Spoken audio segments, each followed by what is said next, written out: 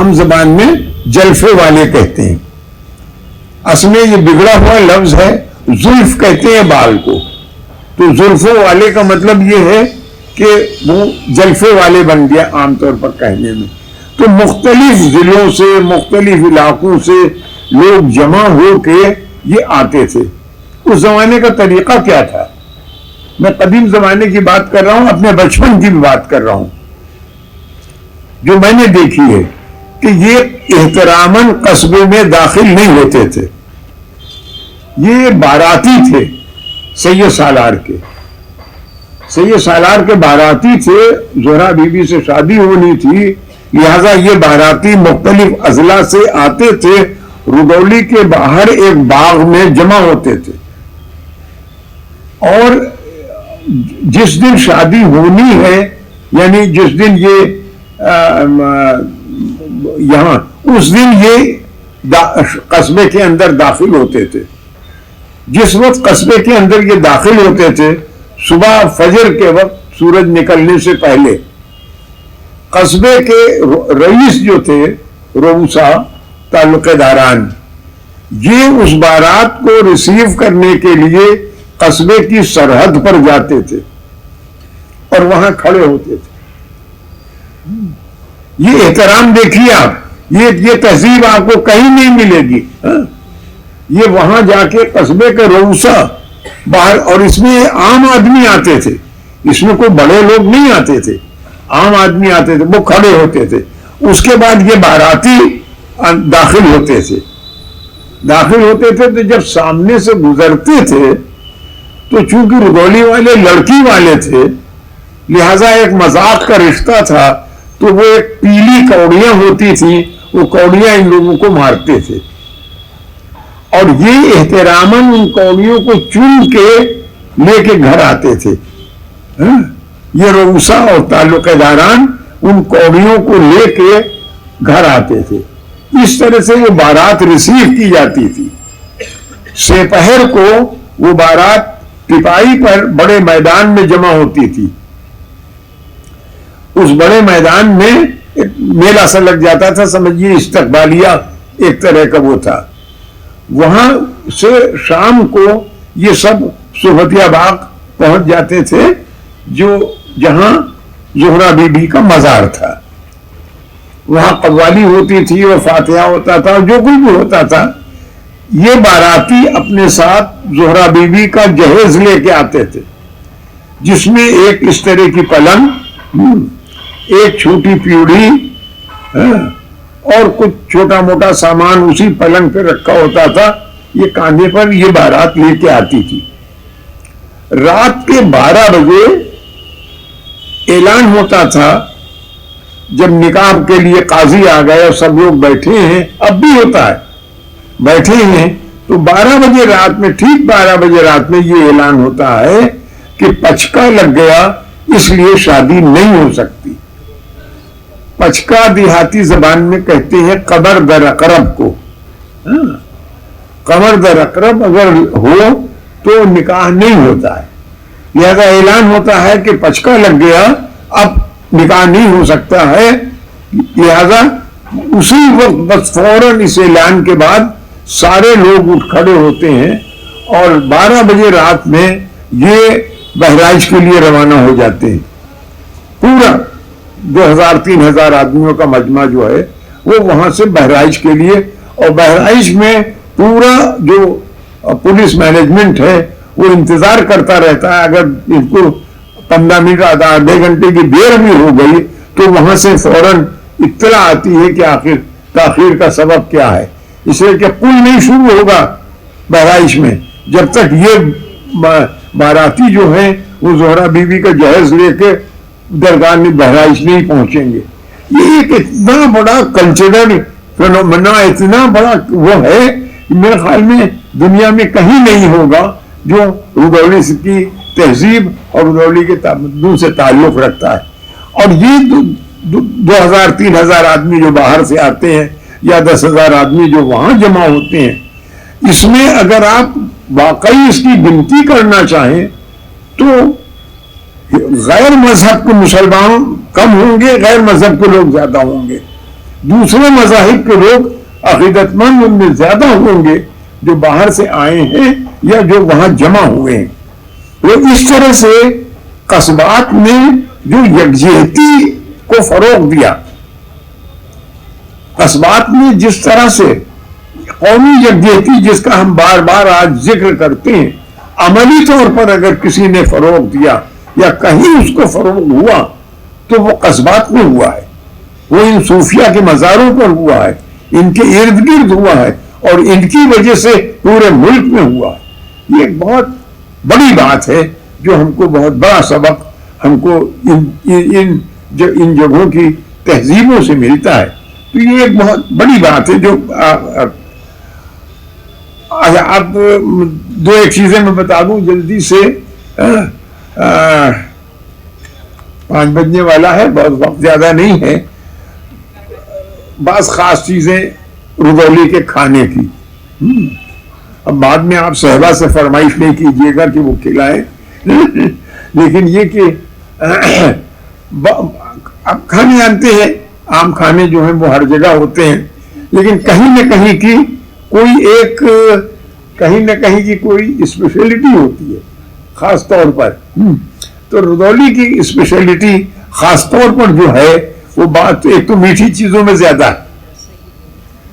درگاہ ہے، درگاہ شریف کی وجہ سے مٹھائی کا جو ہے وہ اور حلوائی بھی وہاں کے بہت مشہور ہیں، تو اس میں زیادہ ہے. تو اگر آپ دیکھیں گے تو بوٹ کے لڈو رودولی کی خاص چیز ہے جو کہیں نہیں ہوتی. خرمے، حبشی حلوہ، یہ تو دکانوں کی چیزیں ہیں جو آپ کو وہاں کی دکانوں پہ ملتی ہیں، لیکن یہ قصبے سے باہر کہیں نہیں ملتی. اس کے بعد ہاں اندر سے گولی تو اب ہر جگہ اس طرح کی نہیں ملتی. اندر سے کی گولی اس طرح کی نہیں ملتی. گھروں میں جو کھانے پکتے ہیں ان میں خاص طور پر پیڑا خشکا، پیاؤ برے، دروری، دہی کے پیالے، کھچڑی آپ کہیں گے کیا کیسی بات کر رہے ہیں؟ کھچڑی تو ہر آدمی کھاتا ہے، اور جہاں گھر میں کوئی بیمار ہوتا ہے تو کھچڑی پکتی ہے. نہیں، یہ ایک بہت اسپیشل کھچڑی ہے جو رودولی ہی میں پکتی ہے اور سال کے صرف ایک دن پکتی ہے، وہ بھی دن بھی مقرر ہے، 5 محرم 5 وہ کھچڑی پکتی ہے. اور یہ میٹھی کھچڑی ہوتی ہے، دال اور چاول ملا کے بنتی ہے. اب اس میں اور کتنی چیزیں پڑتی ہیں یہ پھر عورتیں ہی بتا پائیں گی. لچوی قیمہ، نمکوڑی، بھروا کباب، پراٹھے، مرغ مسلم. یہ بھی مرغ مسلم بھی ماہی توی میں جو بنتا ہے وہ اس طرح سے وہ وہاں بنایا جاتا ہے. یہ رودولی کے کھانوں کی بہت خاص چیزیں ہیں. تو حضرات اس طرح سے سب سے بڑی چیز جو ہم دیکھتے ہیں ان قصبات کی تہذیب میں، وہ چاہے رودولی ہو چاہے کاکوری ہو. میں عرض کروں مثلا کاکوری میں حضرت شاہ تراب علی قلندر کا مزار ہے، اور اس کے جو بزرگ صوفی بزرگ ضیاء میاں حیات ہیں، اور آج بھی وہاں اس اسی طرح سے ہوتا ہے. اور کاکوری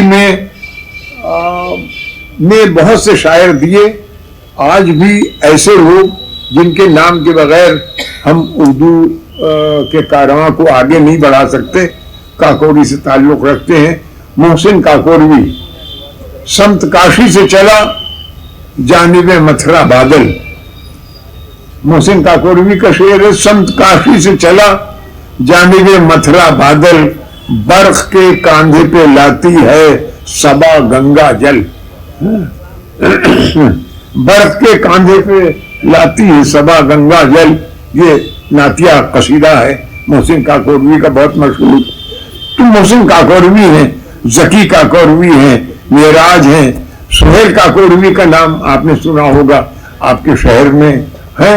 اور بہت سی کتابیں اور ان کے مجموعے ہیں، مخمور کاکوروی، شارف کوثر کاکوروی. تو اس طرح سے بہت سے ادیب اور شاعر. سندیلا ہے، سندیلے نے ہمیں بہت بڑے بڑے لوگ دیے. ہمیں نور حسن ہاشمی صاحب ہیں، وہ پروین کہاں شجاعت علی صدیقی صاحب ہیں. یہ اس طرح سے بہت سے لوگ ہیں. ملیح آباد چھوٹا سا قصبہ ہے، لیکن بغیر ادب کا کوئی کارواں بغیر جوش ملیح آبادی کے نام کے پورا نہیں ہو سکتا. ایک نہیں، جوش ملیح آبادی ہیں، حنیف اکبر ملیح آبادی ہیں، مائل ملیح آبادی ہیں، خان عاطف ملیح آبادی، سید منیف اشر ملیح آبادی، اور ڈاکٹر عصمت ملیح آبادی جو آج نہیں آ سکے آپ کے بیچ میں کسی مجبوری کے تحت. دریاباد ہے، چھوٹا سا قصبہ ہے، لیکن عبدالماجد دریابادی نہ صرف یہ کہ ایک ادیب بلکہ ایک دانشور کی حیثیت سے، ایک بہت بڑے عالم کی حیثیت سے ہم ساری دنیا میں جانتے ہیں. خیر آباد کا نام آپ دیکھیے کہ فضل ہے خیر آبادی صاحب، بہت بزرگ. ہم ذکر کرتے ہیں اپنی آزادی کی تحریک کا، کن کن لوگوں نے آزادی کی تحریک میں جان دی، کس طرح سے جان دی. کون کون سے لوگ ایسے ہیں جن کو صرف پھانسی لگا کے لٹکا دیا گیا، اور کون کون سے لوگ ایسے ہیں جنہیں تڑپا تڑپا کے مارا گیا، صرف اس وجہ سے کہ وہ انگریزوں سے نجات اور انگریزوں سے آزادی چاہتے تھے، ملک کو آزاد کرانا چاہتے تھے. فضل حق خیر آبادی صاحب کا نام ہم کیسے بھول جائیں، جو ایک بہت بڑے شاعر، ادیب، بزرگ تھے. انہیں کالے پانی میں چھوڑ دیا گیا، اور کالے پانی میں وہ تڑپ تڑپ کر مر گئے، لیکن کوئی پرسان حال نہیں تھا. آج شاید ہم بھی نہیں پوچھتے ہیں ان کو، لیکن کیسے ان قصبات نے کیسے کیسے لوگ پیدا کیے ہیں. فضل حق خیر آبادی، مشتاق خیر آبادی، جانثار اختر کو آپ جانتے ہیں، جاوید اختر کو آپ فلم کی وجہ سے جانتے ہیں، سلمان اختر ان کے بھائی بہت اچھے شاعر. یہ سب یہ کس کی دین ہے؟ یہ ہمارے قصبات کی دین ہے ادب کو. اگر آج ہم ادب کی تاریخ اٹھائیں تو ہم کو محسوس ہوگا کہ یہ پوری تاریخ اگر اپنی عظمت پر فخر کرتی ہے تو وہ قصبات کے لوگوں کی وجہ سے فخر کرتی ہے. اگر اس کی تاریخ عظیم ہے تو وہ ان قصبات کے لوگوں کی وجہ سے عظیم ہے جن کے میں نام لے رہا ہوں. محمود آباد آپ کے برابر میں چھوٹی، لیکن راسا محمود آباد امیر احمد خان صاحب خود بہت اچھے شاعر تھے. ابھی ان کا ایک مرثیہ امیر احمد خان صاحب کا آکسفورڈ میں چھاپا ہے، آکسفورڈ یونیورسٹی نے، ان کی سینٹنری کے موقع پر آکسفورڈ کے اسٹوڈنٹ تھے تو اپنے اسٹوڈنٹ کو شردھانجلی ارپت کرنے کے لیے انہوں نے ان کا ایک مرثیہ چھاپا. ان کی 5 نسلیں، ان کے دادا اور پردادا بھی بہت اچھے شاعر تھے اور انہوں نے لکھی ہیں. تو اس طرح سے زید پور ہے، چھوٹی سی جگہ ہے لیکن عالموں کی بستی آج بھی کہلاتی ہے، آج بھی عالموں کی بستی کہلاتی ہے. تو حضرات، یہ قصبات جنہیں ہم قصبہ سمجھتے ہیں یا جنہیں آج ہم ان کی لوٹی پھوٹی شکلوں میں دیکھتے ہیں، وہ قصبے ایک بہت بڑا اثاثہ ہیں ہمارے ادب کا، ہماری تہذیب کا، ہماری ثقافت کا. ہم کسی بھی چیز کا نام نہیں لے سکتے ہیں جو قصبات سے نہ آئی ہو. ہم جو دیکھتے ہیں یہ ساری چیزیں قصبات سے آئیں. قصبات نے ہمیں نامآوری دی، قصبات نے ہمیں سکھایا، ہمیں حکومت کرنا سکھایا، ہمیں ہر چیز سے آگاہ کیا. تو ہم یہ دیکھیں تو ہمیں محسوس ہوگا کہ بہت سے جن چیزوں کے اوپر ہم آج فخر کرتے ہیں ان کا دراصل رشتہ جو ہے وہ کسی نہ کسی طرح سے قصبات سے ہے. میں مہند صنعت کدے کا شکریہ ادا کرتا ہوں کہ انہوں نے یہ موقع فراہم کیا کہ ہم قصبات کے سلسلے میں کوئی گفتگو کر سکیں، اور آپ لوگوں کے بھی مشکور ہیں کہ آپ نے اتنی دیر انتظار کیا اور اتنی دیر اتنا وقت دیا اور میری گفتگو کو سنا۔ ایک بات اور عرض کر دوں کہ اگر کسی کے ذہن میں کوئی سوال ہو، کوئی پوچھنا چاہے کسی قصبے کے بارے میں، کسی بات کے بارے میں، میری کہی ہوئی کسی بات کی وضاحت، تو وہ پوچھ سکتے۔ شارق صاحب ایک بات آپ سے ادھر ہوں میں جی سیدھے ہاتھ کی طرف پوچھنا چاہوں گی کہ آپ نے سب شعرا کی بات کی، تو آپ نے ایک تو ایشو کہا کہ عورتوں کے حقوق کی شاعری، جیسے مجاز کی آپ نے ایک شعر سنایا اور بھی ہیں مجاز کے شعر، لیکن جو پروگریسو رائٹرز موومنٹ تھا، ترقی پسند تحریک جو ہے، جس میں اگر آپ دیکھیں تو جوش علی آبادی اور مجاز صاحب اور علی سردار جعفری بلرام پور سے کنیکشن رکھتے تھے، یہ جو پورا مطلب ان کی پرورش تو ہوئی زمینداری ماحول میں، تعلق داری میں، لیکن انہوں نے سرمایہ وہ اس کی انہوں نے اچھی باتیں بھی دیکھی اور اس کی بہت برائیاں بھی دیکھی، اور پھر پوری ترقی پسند جو تحریک اٹھی اس میں ان لوگوں نے اس کو چیلنج کیا اور سرمایہ داری کے خلاف تنقید کیا، بہت کچھ لکھا۔ تو یہ جو ایسپیکٹ ہے جو بھی قصبات کے شاعروں سے نکل کے آئے، اس پہ کچھ آپ بتائیے۔ جی ہاں، آپ نے صحیح کہا، اور خاص طور پر مجھے اس کا ذکر کرنا چاہیے تھا کہ جو ترقی پسند تحریک سرمایہ داری کے خلاف تھی، اس ترقی پسند تحریک کی پہلی کانفرنس کی ریسیپشن کمیٹی کے چیئرمین ایک بہت بڑے تعلق دار صاحب تھے، یو پی کے چودھری محمد علی۔ چودھری محمد علی صاحب اس کے وہ تھے، مجاز اس کے بہت بڑے ترقی پسند شاعروں میں ہیں۔ تو ان تمام چیزوں کی جو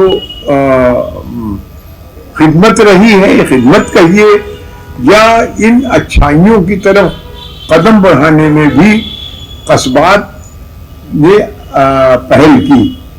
یہ نہیں ہے کہ قصبات اس کے اڈاپٹ کرنے میں کہ نئی چیز ہے ترقی پسندی، اس وقت ترقی پسندی جبکہ یہ بھی تھا کہ سرمایہ داری کے خلاف ہے، سرمایہ داری لوگ تھے یہ سب قصبات کے، تو یہ جو کھڑے ہونا تھا یا نکل کے آنا تھا، یہ ایک بڑی بات تھی۔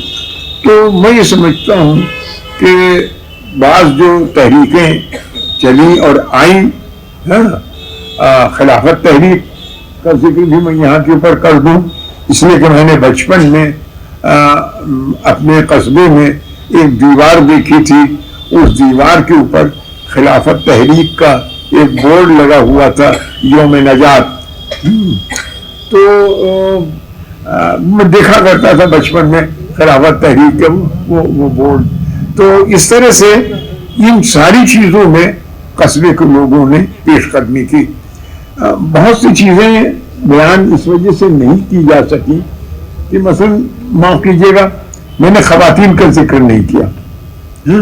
زیبا نہا رضولوی، شائستہ رضولوی، زیبا رضولوی، ان لوگوں کا ذکر، یہ شاعرہ تھی، اور اس زمانے میں شعر کہتی تھی جب عورتوں کے نام سے بھی شاعری یا اشعار نہیں چھپتے تھے، ان کا نام مجھے لینا چاہیے تھا، بس یہ رہ گیا کہ خواتین نے بھی، قصبات کی خواتین نے بھی لکھنے میں پہل کی۔ ایسا نہیں ہے کہ وہ صرف پڑھتی رہی ہوں، انہوں نے لکھنے میں پہل کی، اور وہ اس میں شاعری میں بھی انہوں نے پہل کی۔ تو اس طرح سے خواتین کی جو قصبات کی خواتین ہیں ان کی خدمات اور اس طرح کی تحریکوں میں حصہ لینے کا جوش و جذبہ، یعنی خود آزادی کی تحریک میں جو لوگ رضولی اور دوسرے قصبات کے شریک ہوئے اور انہوں نے بڑھ چڑھ کر حصہ لیا، یعنی خود اسحاق پور کے تعلق دار، میں نے وزیر علی کا ذکر کیا کہ انگریزوں نے پورا علاقہ ان کا ضبط کر لیا، جیل بھیج دیا، پورے خاندان کو جیل میں رہے، وزیر علی کی موت بھی جیل ہی میں ہوئی۔ تو یہ جو ہے یہ ایسا ہے کہ یہ لوگ تھے تو قصبات کے، لیکن انہیں وہ ہمت اور جمع مردی تھی کہ انہوں نے بڑھ چڑھ کر حصہ لیا اور لکھا۔ نثر نگاروں کو میں الگ شاعروں سے دلچسپی رہتی ہے، समझ में आ जाती है। नस्ल निगारों का मैंने बहुत तफसील से जिक्र आपसे नहीं किया, इसलिए नहीं किया कि उनकी किताबों के जिक्र करने से कोई यहाँ के ऊपर फायदा नहीं था। सिर्फ मैंने बाद नाम आपके सामने लिए कि उन्होंने लिखा। तो ये है कि रुदौली में जो जिसको हम कहें कि हर पहलू से जिंदगी के जो इर्तिका हुआ, जो तरक्की हुई और जिस तरह से उसमें लोगों ने हिस्सा लिया, वो एक बहुत बड़ी बात थी और जिसको लिखा जाना चाहिए और याद रखना चाहिए। कोई और सवाल? हाँ जरूर। रुदौली की एक बेटी डॉक्टर सहबा अली यहाँ पे मौजूद हैं, जिन्होंने अमेरिका से PhD किया, कनाडा में पढ़ाया, इशारा भी हैं और फ्रेंच भी बहुत अच्छी जानती हैं, पढ़ा भी चुकी हैं। तो ये भी एक बिल्कुल बेटी यहाँ मौजूद है इस वक्त। सहबा भाई, सहबा अली तो हम मौजूद हैं, तो उनका भी मैंने सोचा उनका भी करना चाहिए। कस्बे के लोगों से जिनेवा और कनाडा और अमेरिका सभी आबाद है। हाँ हाँ हाँ हाँ।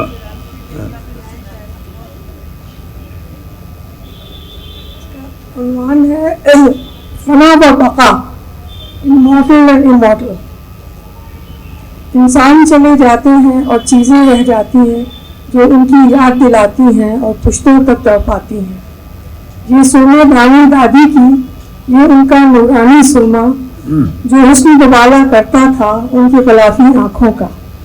गंगा जमनी नक्काशी की छोटी सी ये सुरमे दानी दादी की दादी ने दी थी।